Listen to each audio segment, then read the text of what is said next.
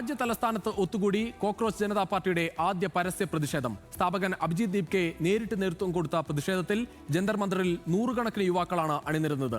കേന്ദ്ര വിദ്യാഭ്യാസ മന്ത്രിയുടെ രാജി ആവശ്യപ്പെട്ട് നടന്ന പ്രതിഷേധത്തിൽ ഐക്യദാർഢ്യവുമായി സോനം വാങ്ചുക് അടക്കമുള്ള രാഷ്ട്രീയ സാമൂഹ്യ പ്രമുഖരും സമരവേദിയിലെത്തി. യുവ മുന്നേറ്റമെന്ന് അവകാശപ്പെടുന്ന തരത്തിൽ കോക്രോച്ച് ജനതാ പാർട്ടിക്ക് പിന്തുണ ഉറപ്പിക്കാനാകുമോ എന്നതാണ് ഉയരുന്ന ചോദ്യം. യുവാക്കളുടെ അഭിപ്രായം നോക്കാം. ഇസ സുൽഫിക്കർ ചേരും. യുവാക്കളുടെ പ്രതിഷേധ സ്വരമായ കോക്രോച്ച് ജനതാ പാർട്ടി ഡൽഹിയിൽ വലിയൊരു പ്രതിഷേധമാണ് സംഘടിപ്പിച്ചത്. ഇത് കേന്ദ്ര സർക്കാരിനുള്ള മുന്നറിയിപ്പ് എന്നോ നമുക്ക് ജനങ്ങളോട് തന്നെ ചോദിച്ചറിയാം. ഭാവിയിലേക്കുള്ളൊരു ഇത് തന്നെയാണ് അവരുടെ ആശയത്തിലൂടെ അവർ മുന്നോട്ട് വെക്കുന്നത്.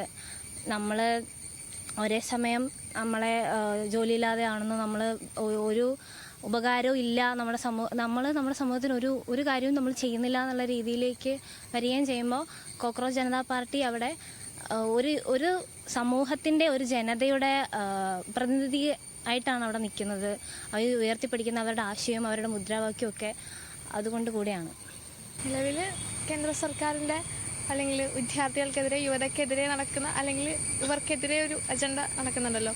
സ്വാഭാവികമായിട്ടും തൊഴിലില്ലായ്മ, പിന്നെ അതേപോലെ തന്നെ വിദ്യാഭ്യാസ രംഗത്ത് ഇപ്പോൾ നമ്മൾ പഠിക്കുന്ന കുട്ടികളാണ്, ഉന്നത വിദ്യാഭ്യാസത്തിൽ ഉൾപ്പെടെ ഇവരുടെ ഒരു കാവ്യവൽക്കരണം നടക്കുന്നുണ്ടല്ലോ. ഇതിനെതിരെയൊക്കെയുള്ളൊരു എല്ലാ വിദ്യാർത്ഥികളും എല്ലാ യുവതലമുറയും കൂടിയുള്ളൊരു പ്രൊട്ടസ്റ്റ് തന്നെയാണ് CJP എന്ന് പറയുന്നത്. യുവജനങ്ങളുടെ രോഷമാണ് ഇപ്പം പ്രകടമായിക്കൊണ്ടിരിക്കുന്നത്. കാരണം രാജ്യത്തെ കേന്ദ്ര സർക്കാർ ഭരണത്തിലൂടെ യുവജനങ്ങൾക്ക് അതിൻ്റെ രോഷമാണ് ഇപ്പോൾ നിലവിൽ കണ്ടുകൊണ്ടിരിക്കുന്നത്. അതിന് എല്ലാ കാലത്തും നമ്മൾ ഐക്യപ്പെട്ടുകൊണ്ട് നിൽക്കുകയാണ്. ഈ കേന്ദ്ര സർക്കാർ നിലപാടിനെതിരെ വലിയ രീതിയിലുള്ള പ്രതിഷേധമാണ് ഇപ്പോഴത്തെ വരും തലമുറ മുന്നോട്ട് വയ്ക്കുന്നത്.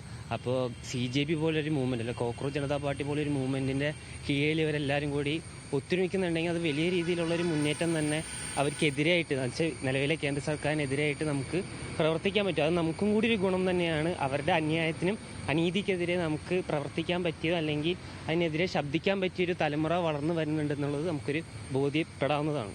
ഒരു ഇനീഷ്യേറ്റീവ് എടുക്കുന്നത് ബെറ്റർ ആയിരിക്കും. ബിക്കോസ് നമ്മുടെ സൊസൈറ്റിയിൽ പറഞ്ഞാൽ എല്ലാവരും ഒരുപാട് കോഴ്സ് കഴിഞ്ഞ് ഇറങ്ങുന്നവരുണ്ട്, വെൽ എഡ്യൂക്കേറ്റഡ് ആയിട്ട്. ഇപ്പോൾ BTech MTech ഫിനിഷ് ചെയ്തിട്ട് എൻ്റെ ഫ്രണ്ട്സ് എല്ലാം വരെ ഉണ്ട് ജോബ്ലെസ് ആണ് നടക്കുന്നത്. അതായത് നമ്മുടെ നാട്ടിൽ പഠിച്ചിറങ്ങിയിട്ട് പുറത്ത് പോയിട്ട് വർക്ക് ചെയ്യേണ്ട അവസ്ഥയാണ് ഏൺ ചെയ്യാനായിട്ട്. അപ്പോൾ എന്തുകൊണ്ടും ആ ഒരു ചേഞ്ച്, ഒരു സ്ട്രക്ചർ ചേഞ്ച് നമ്മളെ എന്താ പറയുക ജനറേഷന് ആവശ്യമുണ്ട്. ചേഞ്ചസ് വരാതിരിക്കാം, അത് അവരെ ഡിപ്പെൻഡ് ചെയ്തിരിക്കും അവരെങ്ങനെ. പക്ഷെ ഭീഷണിയാണോ എന്നൊക്കെ ചോദിച്ചു കഴിഞ്ഞാൽ പാർട്ടി രൂപീകരിച്ച് നിലവിൽ വന്ന് അങ്ങനെയൊക്കെ ആയി കഴിഞ്ഞാലല്ലേ ഇത് ഇൻസ്റ്റഗ്രാമിൽ തുടങ്ങിയ ഒരു ഇത്. ഓക്കെ, ജെൻസിയുടെ പ്രൊട്ടസ്റ്റാണ് കാണിക്കുന്നത്.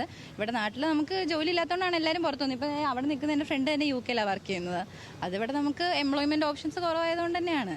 ഇത് വലിയൊരു ഭീഷണിയായിട്ട് വരണമെങ്കിൽ അതനുസരിച്ച് എല്ലാവരും ഇതിനു വേണ്ടി തുനിഞ്ഞിറങ്ങി വലിയ പ്രൊട്ടസ്റ്റ് പോലെയൊക്കെ ആയി എതിർത്ത് കഴിയുമ്പോഴൊക്കെ വരുള്ളൂ. അതുവരെ എനിക്കറിയില്ല. നല്ല കാര്യമാണ്, പക്ഷേ പെട്ടെന്ന് ഒരൊറ്റ ഇതിൽ എല്ലാവരും ഒരാളെ തന്നെ ഫോളോ ചെയ്ത് ഇനിയിപ്പോൾ അത് നല്ലതായിരിക്കുമോ, ഇനി ഇത് വേറെ ഒരു ഇതിനകത്തോട്ട് പോകുമോ, അങ്ങനെ ഒരു ഇത്. ഒരു കൂട്ടം പാറ്റകൾ എന്ന് പറഞ്ഞ് അധിക്ഷേപിക്കപ്പെട്ടവരാണ് ഇന്ന് തലസ്ഥാന നഗരത്തെ പ്രകമ്പനം കൊള്ളിച്ചത്. ഇത് കേന്ദ്ര സർക്കാരിനുള്ള ഒരു മുന്നറിയിപ്പാണെന്നാണ് ഭൂരിപക്ഷം ജനങ്ങളുടെയും അഭിപ്രായം. കൊച്ചിയിൽ നിന്നും ക്യാമറ പേഴ്സൺ ജിബിനോടൊപ്പം ഇസ സുൽഫിക്കർ, ന്യൂസ് മലയാളം.